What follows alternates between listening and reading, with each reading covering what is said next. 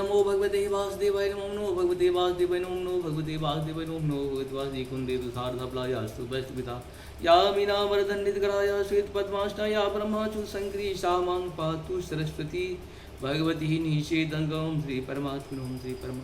जय हिंद, जय भारत में आप सबों का स्वागत है। मैं राम नरेश आपसे निवेदन करता हूँ कि चैनल को सब्सक्राइब करें, लाइक करें, शेयर करें।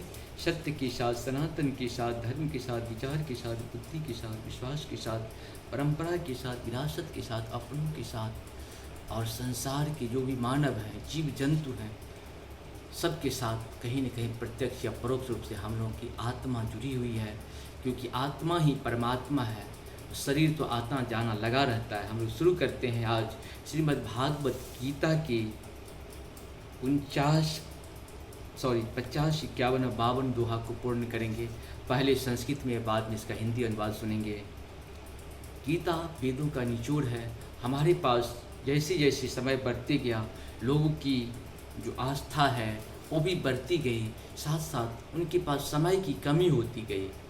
वेद पढ़ने के लिए पहले लोगों के पास समय होता था, इसके बाद रामायण पढ़ने के लिए समय हुआ, फिर जो है इसके बाद जो है गीता का जो है लोगों के पास सीमित समय हो गया। तो भगवान ने सारी चीज़ का निचोड़ गीता दे दिए हैं। इसलिए जब भी समय मिले, जहाँ भी मिले, बार बार गीता को जितनी बार सुनेंगे उतना ही आपको अर्थ समझ में आएगा, क्योंकि गीता ऐसा रहस्य है जिसे आज तक कोई नहीं समझ पाया है।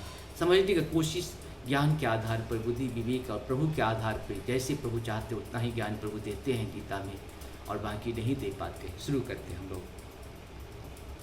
बुद्धियुक्तो जहातीह उवे सुकृत दुष्कृते तस्माद्योगाय युजुस्व योगः कर्मसु कौशलम। अर्थात भक्ति में संलग्न मनुष्य इस जीवन में ही अच्छे तथा बुरे कार्य से अपने को मुक्त कर लेता है। अतः योग के लिए प्रयत्न करो, क्योंकि सारा कार्य कौशल यही है। कर्मजं बुद्धियुक्तां हिंफलं त्यक्त्वा मनीषिणः जन्मबंधन विनिर्मुक्ताः पद गच्छन्त नाम भय। अर्थात इस तरह भक्ति पूर्वक इस तरह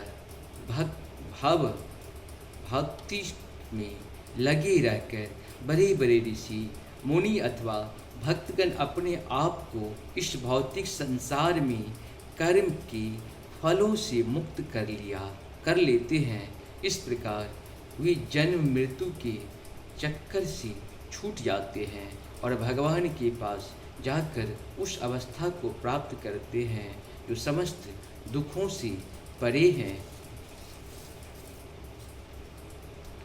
यदा ते मोहकलिलं बुद्धिर्व्यतितरिष्यति तदा गन्तासि निर्वेदं श्रोतव्यं श्रुतस्य च। अर्थात जब तुम्हारी बुद्धि मोह रूपी सघन वन को पार कर जाएगी तो तुम सुने हुए तथा सुनने योग्य सबके प्रति अन्य मनस्क हो जाओगे। इस प्रकार से हम लोग का ये 3 दोहा पूर्ण हुआ। आप सबको बहुत बहुत धन्यवाद। जय श्री हरि, जय श्री नारायण शिव हरि।